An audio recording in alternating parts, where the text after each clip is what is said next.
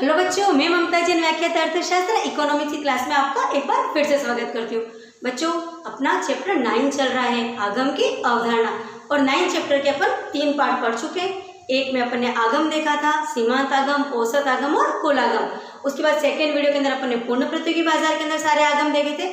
और जो अपना जो थर्ड वीडियो थी उसके अंदर अपन ने देखा था कि एकाधिकार बाजार क्या है और एकाधिकार बाजार में अपने आगम वक्र किस प्रकार परिवर्तित हो रहे हैं। और आज देखेंगे अपन हमारा अपूर्ण प्रतियोगी बाजार।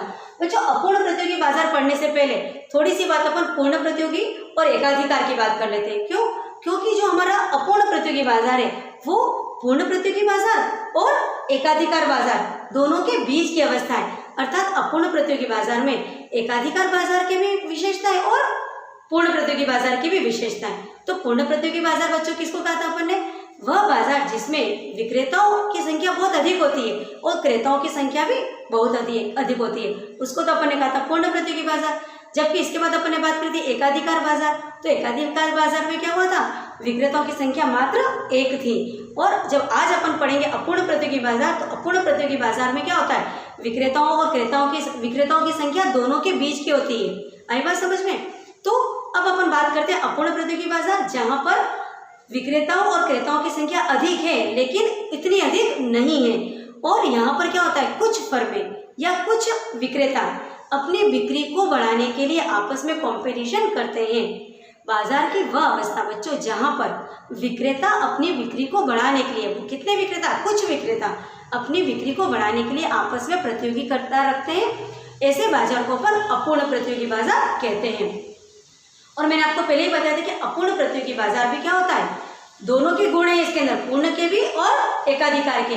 क्योंकि पूर्ण प्रतियोगिता के समान इसमें क्रेताओं और विक्रेताओं की संख्या अधिक होती है, लेकिन इसके जो ग्राफ होते हैं वो हमारे एकाधिकार बाजार के समान आते हैं। कैसे, वो मैं आपको धीरे धीरे बताऊंगी। जैसे पूर्ण प्रतियोगी बाजार में क्या हुआ था? जो औसत आगम वक्र तो क्या था बच्चों? एक्स अक्ष के समांतर था। याद है आपको? पूर्ण प्रतियोगी बाजार के अंदर अपन ने कैसा बनाया था? ये अपना यहाँ पर कीमत था, यहाँ बिक्री मात्रा थी। तो जो हमारा जो AR था, AR का अपन कीमत भी कहते हैं, वो हमारा एक्स अक्ष के समांतर था। लेकिन हमने एकाधिकार बाजार में पढ़ा था कि जो हमारा मांग वक्र था वो कैसा था? जिसको अपन ने AR कहा था, जो इसको अपन ने TR कहा था। TR क्या हुआ था? यहाँ पर बड़ा था, बढ़ते बढ़ते अधिकतम हुआ था और फिर न्यूनतम आया था। तो आज हम बात करेंगे अपूर्ण प्रतियोगिता की बात, जिसके अंदर एकाधिकार बाजार और पूर्ण प्रतियोगी बाजार दोनों का मिश्रण पाया जाता है, दोनों की विशेषताएं पाई जाती है। अब अपन अपूर्ण प्रतियोगिता के 3 भाग पढ़ेंगे: एकाधिकारात्मक बाजार, अल्पाधिकार बाजार और द्वयाधिकार बाजार। तो बच्चों, सबसे पहले बात करते हैं अपन एकाधिकारात्मक बाजार की। एकाधिकारात्मक बाजार में भी फर्मों की संख्या अधिक होती है। एकाधिकारात्मक बाजार में भी विक्रेताओं की संख्या अधिक होती है, लेकिन अल्पाधिकार बाजार में फर्मों की संख्या एकाधिकारात्मक से कम होती है और द्वयाधिकार में फर्मों की मात्र 2 संख्या होती है। लेकिन हमारा जो सिलेबस है उसमें अपन को द्वयाधिकार के बारे में नहीं पढ़ना है, नहीं दे रखा है तो नहीं पढ़ेंगे। अपन सिर्फ आज पढ़ेंगे एकाधिकारात्मक बाजार और अल्पाधिकार बाजार। अब जैसे कि मैंने बताया था कि एकाधिकारात्मक बाजार अपूर्ण प्रतियोगिता बाजार का रूप है और अपूर्ण प्रतियोगिता हमारा पूर्ण प्रतियोगिता और एकाधिकार के मिश्रित वाली अवस्था, मतलब दोनों के इसके अंदर कैरेक्टर है। तो एकाधिकारात्मक बाजार के अंदर विक्रेता यानी बेचने वाले यानी फर्मों की संख्या अधिक होती है, लेकिन वो जो वस्तु बनाते हैं उसमें वस्तु विभेद पाया जाता है ना। जैसे हमारा पूर्ण प्रतियोगी बाजार में क्या था बच्चों? जो विक्रेता थे वो समरूप वस्तु की बिक्री कर रहे थे, लेकिन हमारा जो अपूर्ण प्रतियोगी बाजार का एकाधिकारात्मक बाजार है उसमें वस्तु विभेद पाया जाता है। जो सभी विक्रेता सामान तो बेचते हैं बट उसमें थोड़ा सा डिफरेंस होता है। कैसे? ब्रांड है ना, उसका नाम अलग दे दिया उन्होंने, उस पर पैकिंग अलग कर दी, उसका जो बोतल या जो डिब्बी है या जो ट्यूब है उसका आकार अलग कर दिया, उसका रंग अलग कर दिया, नाम अलग दे दिया। जैसे आप बात टूथपेस्ट के करो तो बाजार के अंदर टूथपेस्ट जो मिलते हैं वो क्या काम आते हैं? दांत को साफ करने के लिए। लेकिन टूथपेस्ट कई तरह के होते हैं, पेप्सोडेंट, क्लोजअप, कोलगेट, है मिसवाक, बबूल, कई सारे हैं। इसी प्रकार चाय पत्ती की बात करो तो चाय पत्ती काम तो आती है चाय बनाने के लिए और सभी तरह की चाय पत्ती एक है, लेकिन नाम देखे ना आपने, ताजमहल है, बाग बकरी है, माँ बेटी चाय, मतलब बहुत सारे नाम है। तो यहाँ पर हमको ये देखना है कि हमारा जो एकाधिकारात्मक बाजार है वो वस्तु विभेद पाया जाता है। बेचने वाले की संख्या अधिक है लेकिन वो वस्तु विभेद पाया जाता है। तो उस वजह से क्या होता है, जैसा कि एकाधिकार बाजार में क्या था? विक्रेता एक ही था तो क्रेताओं की मजबूरी थी तो जो हमारा मांग की जो लोच थी वो बेलोच था, हमारा मांग वक्र कैसा था, बेलोच था। लेकिन हमारा जो एकाधिकारात्मक की बात कर रहे हैं तो इसमें क्या है कि खरीदार के पास चॉइस है। यदि उसको एक चीज़ महंगी मिलती है, कीमत बढ़ती है, तो वो टूथपेस्ट का सपोज वो ये बिना का यूज़ कर रहा है, लेकिन समझ लो कि इसकी कॉस्ट बढ़ गई तो वो कोलगेट खरीद लेगा। तो मांग की जो कीमत लोच होती है वो बेलोच होती है। तो अपन ने देखा था कि जो एकाधिकार बाजार था उसमें हमारा जो सीमांत आगम बिल्कुल स्ट्रेट था। सीमांत आगम एक बार फिर से अपन इसको बनाते हैं। एकाधिकार बाजार की मैं बात कर रही हूँ कि जो हमारा यहाँ पर कीमत लिया था, यहाँ पर क्यों बिक्री मात्रा ली थी, तो अपन ने इसका जो सीमांत आगम था उसको बिल्कुल स्ट्रेट बनाया था और औसत आगम इस तरह का आया था अपना। तो जो सीमांत आगम था वो बिल्कुल बेलोच था, किसमें, एकाधिकार बाजार में। लेकिन एकाधिकारात्मक में क्योंकि क्रेताओं के पास चॉइस है तो हमारा जो मांग वक्र आता है, एआर तो हमारा मांग वक्र है, उसकी जो लोच होती है वो अधिक होती है, वो उसके समान बेलोच नहीं होता है और वो लगभग इस तरह से चलता है। तो आया समझ में आपको कि एकाधिकार और एकाधिकारात्मक में क्या डिफरेंस है। दोनों के अंदर ही बिक्री की मात्रा बढ़ने के साथ साथ जो हमारा टीआर है वो पहले तो बढ़ता है फिर अधिकतम होता है और घटता है। चाहे हम एकाधिकार की बात करें चाहे एकाधिकारात्मक की बात करें, दोनों में ही हमारा मांग वक्र जो है, जो हमारा टोटल आगम है टीआर है, वो बढ़ता है, अधिकतम होता है और फिर वापस कम होने लग जाता है। लेकिन एकाधिकार में बेलोच मांग की बेलोच होती है, जबकि एकाधिकारात्मक में लोचदार मांग वक्र होता है। अब अपन इस एग्जाम्पल से बहुत अच्छे से अपन समझेंगे एकाधिकारात्मक बाजार के अंदर किस प्रकार कुल आगम, औसत आगम और सीमांत आगम चेंज होते हैं। अब अच्छा एक बात और बताइए, आपको कुल आगम, औसत आगम और सीमांत आगम याद तो है ना। कुल आगम क्या था हमारा, बिक्री की मात्रा इंटू कीमत। औसत आगम क्या था, कुल आगम के अंदर अपने बिक्री की मात्रा का भाग दिया था। और सीमांत आगम क्या था, कुल आगम में चेंज अपन बिक्री की मात्रा में चेंज, यानी वस्तु की एक अतिरिक्त इकाई बेचने से हमारे कुल आगम के अंदर जो चेंज आया था उसी को बच्चों हमने सीमांत आगम कहा था। तो हमारा जो एकाधिकारात्मक बाजार में उसमें जैसे जैसे हम बिक्री की मात्रा को बच्चों बढ़ा रहे हैं तो अपन देख रहे हैं कि जो उसका कुल आगम है वो यहाँ पर 8 का डिफरेंस, 10 से 18, फिर 18 से 6 का डिफरेंस, फिर 4 का डिफरेंस, फिर 2 का डिफरेंस, फिर ये मैक्सिमम हो गया, वापस कम होने लगा।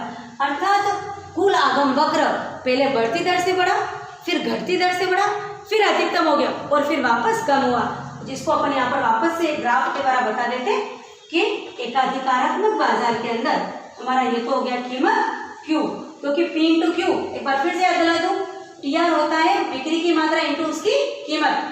तो यहाँ पर जो हमारा ये जो मांग कुल आगम था वो इस तरह से आया था। अर्थात पहले तो बढ़ती दर से बढ़ा, फिर घटती दर से बढ़ा, फिर मैक्सिमम करके वापस नीचे आ गया, तो ये कुल आगम हो गया।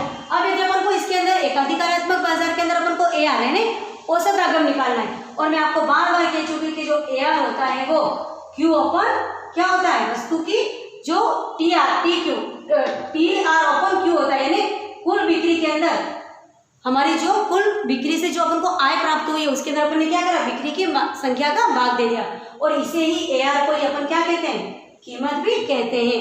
क्योंकि कीमत का फॉर्मूला भी यदि पी निकाले तो अपन क्या करेंगे, टी आर में क्यू का भाग लगाएंगे, तो यही हमारा कीमत हो गया।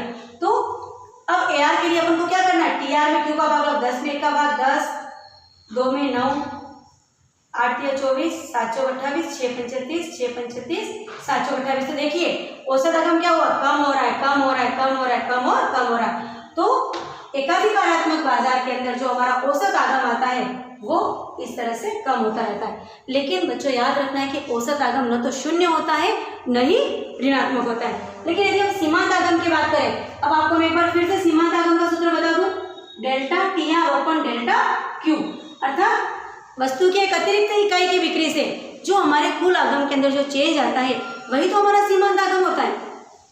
तो एम आर के लिए अपन को क्या करना है, चेंज में भाग लगाओ, तो क्योंकि एक एक का इक्वल डिस्टेंस है तो 18 में से ये तो 10 हो गया, फिर 8 हो गया, 24 में से 18 गए तो 6 आ गया, फिर 4 आ गया, फिर 2 आ गया, फिर 0 आ गया और -2 आ गया। तो अपन ने देखा कि जो हमारा जो सीमांत आगम था वो हमारा क्या हो रहा था, कम हुआ, 0 हो गया और फिर वापस ऋणात्मक हो गया। तो एक बात अपन को यहाँ वापस वही बात याद रखनी है जो अपन ने पूर्ण प्रतियोगिता में एकाधिकार बाजार में पढ़ा था कि हमारा जो कुल आगम वक्र जहाँ पर अधिकतम होता है वहाँ हमारा एमआर शून्य होता है। और यही विवेकपूर्ण उत्पादककर्ता की एक संतुलित अवस्था है, जहाँ पर उसको अधिकतम लाभ होता है, जहाँ पर हमारा कुल आगम क्या होता है, अधिकतम होता है, वहाँ पर हमारा सीमांत आगम शून्य होगा। और यही एक सेटिस्फेक्शन पॉइंट है, इष्टतम बिंदु है, अच्छा कॉम्बिनेशन है, जहाँ तक उसको बेचने में फायदा है। तो बच्चों अपन ने एकाधिकारात्मक बाजार क्या देख लिया, जहाँ पर फर्मों की संख्या अधिक है और उसके अंदर वस्तु विभेद पाया जाता है, इसलिए जो मांग की कीमत लोच होती है वो भी लोचदार होती है और विक्रेताएं कई सारे होते हैं और वो वस्तु विभेद उसके अंदर पाया जाता है। अब हम बात करेंगे हमारे अल्पाधिकार की। अल्पाधिकार का मैंने आपको पहले ही बताया था कि अल्पाधिकार के अंदर क्या होता है, बाजार या फर्मों की संख्या कम होती है। क्या होता है, फर्मों की संख्या कम होती है, इसलिए प्रत्येक फर्म उत्पादन का बहुत बड़ा भाग बनाता है। आया बात समझ में।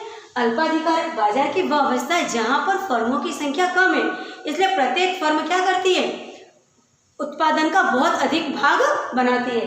तो ये अल्पाधिकार बाजार। अब अल्पाधिकार बाजार के अंदर क्या होता है, क्योंकि फर्में कम है तो कंपटीशन है उसके अंदर, और एक फर्म क्या करती है, दूसरी फर्मों को देख करके अपनी कीमत को कम ज़्यादा करती रहती है।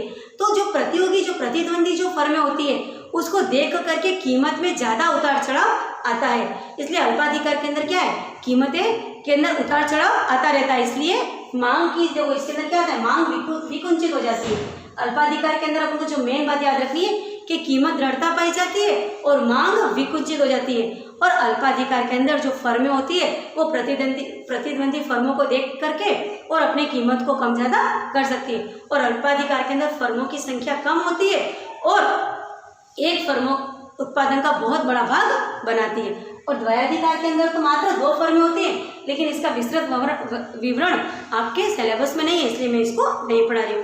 तो बच्चों, आज अपन ने अपूर्ण प्रतियोगिता पढ़ा। ये देखा कि अपूर्ण प्रतियोगिता हमारी पूर्ण प्रतियोगिता और एकाधिकार दोनों बाजार के बीच की अवस्था है और उसके अंदर दोनों के गुण पाए जाते हैं। और अपूर्ण प्रतियोगिता के अंदर कीमत के अंदर उतार चढ़ाव होता रहता है, इसलिए इसका जो मांग वक्र होता है वो लोचदार होता है। अब एकाधिकारात्मक, अल्पाधिकार और द्वयाधिकार भी देखा। एकाधिकारात्मक में देखा कि इसमें भी विक्रेताओं की संख्या यानी फर्मों की संख्या अधिक होती है, अल्पाधिकार में कम और द्वयाधिकार के अंदर 2 होती है।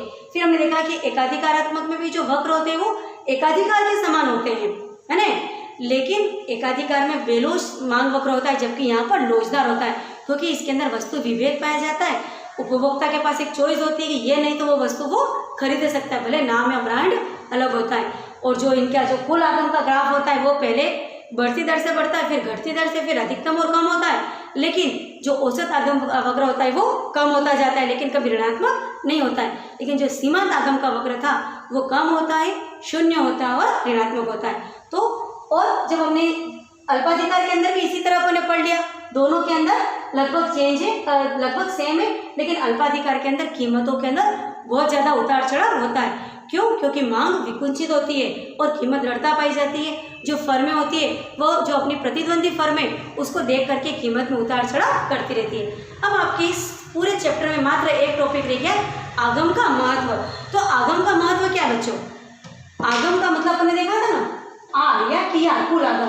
तो कोई भी फर्म होती है उसके पास 3 चीजें होती है, टीआर होता है, एआर होता है और एमआर होता है। और अपन बार बार कह चुके कि एआर है वही कीमत है, अर्थात उसका जो औसत आगम है वही उसकी कीमत है। तो बच्चों, जो फर्में होती है वो अपने आगम वक्रों को देख करके, आगम को देख करके डिसाइड करती है कि अब हमें बिक्री को कंटिन्यूस रखना है, नहीं रखना है, क्या उत्पादन करना है, नहीं करना है। और कीमत विश्लेषण भी इसी से संभव है।